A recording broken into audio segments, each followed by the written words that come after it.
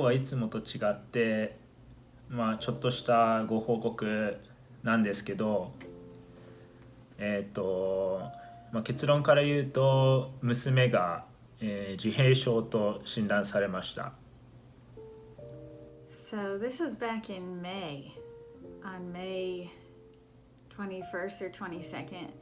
We had taken her to her normal checkups, and the doctor noticed that she was kind of not meeting the milestones that she was meant to. And the first time that they mentioned it to me, and I was like, oh, it's not a big deal, it's not a big deal. But, we kept going back to her regular appointments, and the doctor kept saying, yeah, she should really be doing this by now, this by now, this by now. Why don't you just get her checked out? So the biggest thing was that she's not saying any words yet, but I kind of knew that was going to be the case anyway, because she's hearing two languages, and a lot of bilingual kids, they don't end up speaking for a long time anyway. It was a year and a half when I was like, okay, I'll make an appointment with the, behavioral neurologist, I think. I don't really know what she is. So, what's your initial reaction? 一番最初の気持ち？ Yeah. 一番最初、率直に言って正直ショックでした。自閉症と聞いて先入観というかそういうのでは悪い印象しかなかったんで、前は。で、正直娘がそうやって診断されてショックでした。でもその後自分なりにいろいろ調べて、自閉症が必ずしも悪いことではなくて、一人一人個性があって、ユニークな個性があって、素晴らしい才能を発揮する可能性もあるので、それはそれで、しょうがない、なっちゃったものはしょうがないしね、できることをやっていくしかないのかなって思いましたね。So, I'm gonna get on my soapbox for a minute, but anyone who knows me knows that I don't like going to doctors. I'm very skeptical, and I think that 99% of what they do is an insurance scam, because this country is criminal when it comes to medical treatment and insurance. So honestly, we first had the appointment back in May. Already the COVID nonsense was starting, so we had a telehealth appointment, and the doctor asked me like an hour's worth of questions, but she didn't look at the baby. She didn't even look at the baby, and she gave this big diagnosis and said, okay, you're going to need speech therapy, occupational therapy, and ABA therapy. What? It's applied behavioral analysis. So in my mind, I'm like, red alert, this is a scam. How in the world do they know that this 1.5-year-old has a condition? But of course, it's your child, so you're going to want to do everything you possibly can for your child. So whether it's a bunch of nonsense or not, we're still going to get her all the therapy that was recommended, because it's our child, and if we could, why wouldn't we? If she has this condition, I'm not upset, I'm not sad. Like, I know a lot of fantastic, wonderful people who have it, and their lives are actually really, really cool. They're really cool people, and this is what they're saying. Now, there were like a couple of signs. We had to get her hearing checked because she wasn't looking at us. Yeah, she wasn't responding to noises. Her name. She wasn't responding to her name. She doesn't make a ton of eye contact, but she still does every once in a while. The biggest thing for me, there was two things really for me that made me think, okay, maybe there is some kind of backbone to their theory. The first thing was every once in a while she'll have these like head shaking. Yeah. She'll do this or this, and it looks like compulsive. Like, it doesn't look like she's in control of it. And they said that could happen. And the other thing that I noticed, she really doesn't attempt to, what's the word? Maneseru. What's the word? Imitate. She really doesn't attempt to imitate us. She doesn't wave bye-bye. She smiles at us. She doesn't really imitate. She doesn't have like attachment to things like dolls, or like she doesn't do any pretend play. So, she doesn't play with her toys properly. Yeah, she doesn't play with the toys properly. So I'm thinking, okay, maybe something's up. We'll go along with it. We wondered about Yuta's family, and I think I myself have a little bit of autism as well. Yeah, her doctor even said it's interesting. A lot of times when the kids get diagnosed, the parents also find out that they have it too, because it's genetic.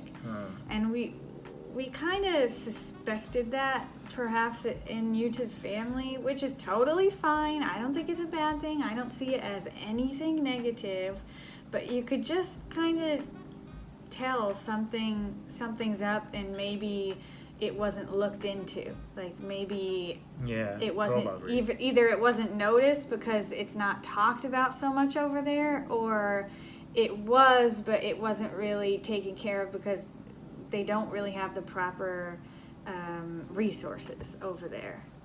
I guess in May, as soon as May, I was on furlough from work. I wasn't working, so I was like, okay, well, that gives me time to get all this stuff ready. So I was vicious. I did a ton of research, got all these places, called insurance left and right. It was really hard to find a place that actually took the insurance, to find places, and I had never heard of these therapies, and I was kind of annoyed because I was in a rush to get everything started, because I knew when I went back to work I really wasn't going to have time to set all this up. And I felt like every week I was on the phone with the companies, with the insurance. Oh, we need a prior authorization, and we need another authorization. We need another authorization. In fact, it's now August. She just had her first ABA therapy 2 weeks ago. So it took that long to get all this nonsense set up with the insurance. I also was on furlough, so I was worried about insurance. What if I didn't get my job back? Who knew? So I ended up applying for Medicaid through the state.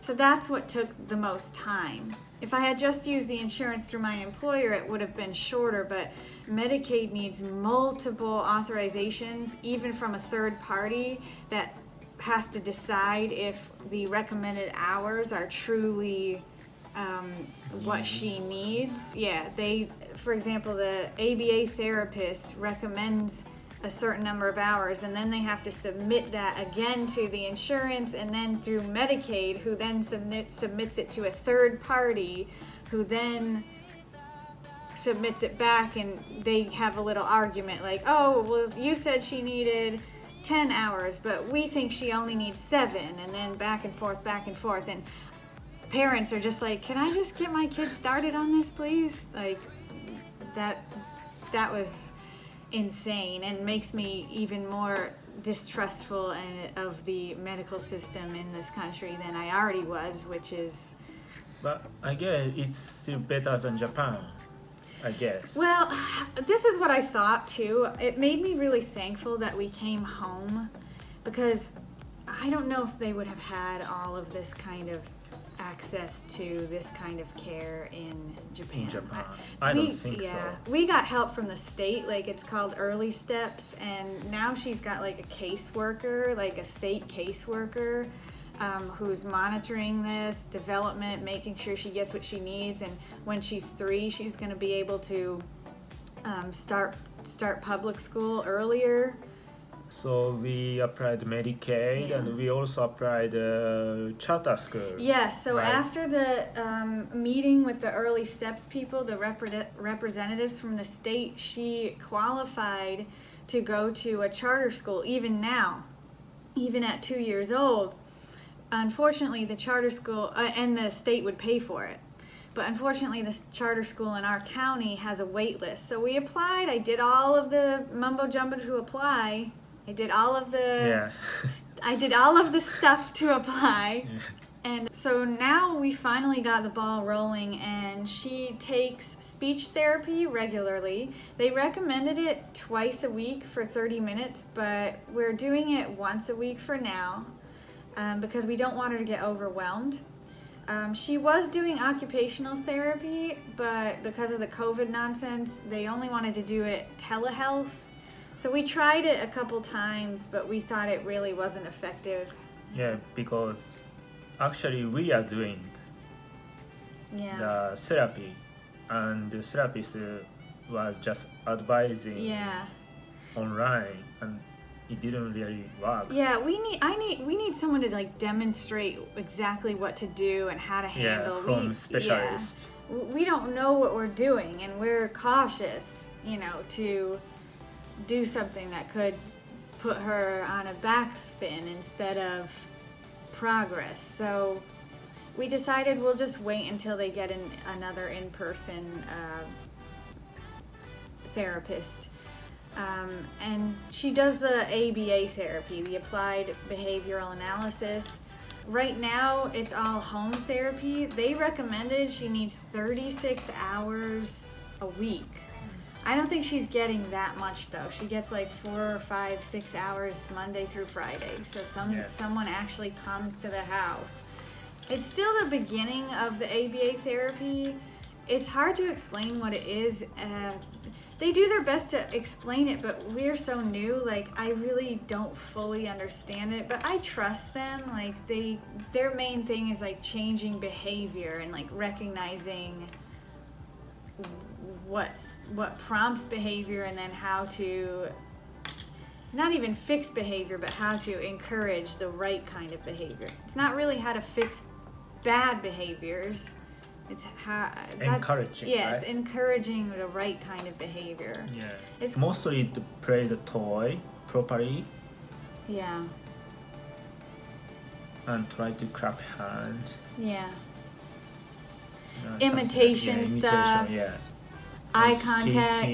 How to wait for things. How to ask for things, like a little bit of sign language.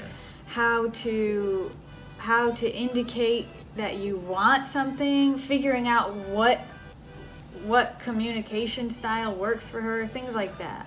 We have no idea such things, so we really needed a specialist. Yeah. In the back of my mind, I'm like, I don't know if this. I don't know if this is real or if this is just like some kind of hippie insurance scam. But in the front of my mind, I'm like all for it. And if it's gonna help her, then of course, we're gonna jump through the hoops and do it for her. They tell us that it truly is gonna help her, and I believe them.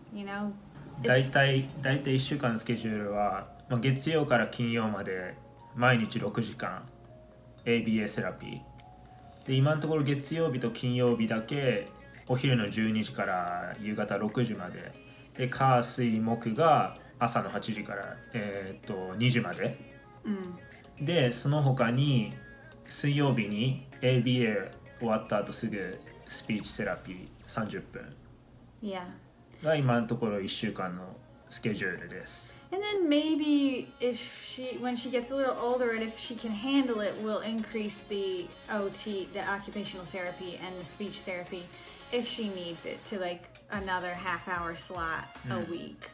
We'll see.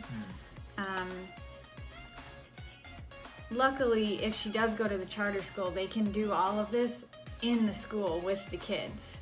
So like the ABA therapist, the occupational therapist, and the speech therapist could actually come to the school and do it while she's at the school.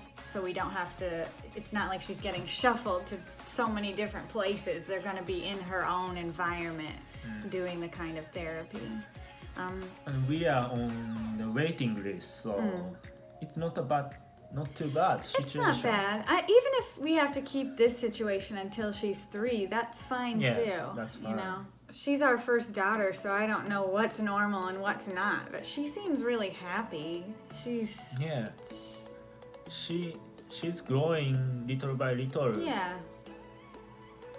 Like I'm really not concerned, and I don't mean it as in I don't care. Of course I care very much, but I don't mind if she has the autism whatsoever. I don't mind. 確かに娘の成長は他のこと比べてちょっと遅いですけど、ね、少しずつできること増えてってね、いたずらも激しくなってきたけど、いろんなところに自分で登れるようになったり。And I'm still gonna like pursue learning both the languages and learning piano and dance and whatever she wants. You know, I'm not gonna not do whatever she wants just because of this. なのでまあ娘のペースで成長してくれればそれはそれで嬉しい。別に悪いことじゃないしね。まあこれからはアメリカでのその自閉症セラピーの様子とかもちょっとずつ取っていきたいなって思ってます。それで、まあ、日本との違いとか分かるかもしれないし、同じような境遇の方の参考に少しでもなれれば嬉しいです。で、これからも私たち家族と娘の成長を温かく見守ってくれたら嬉しいですでもし自閉症に関して何かご質問とかありましたらコメントとかメッセージ送っていただけたら答えていきたいと思います。Thanks for listening. Thank you. Bye.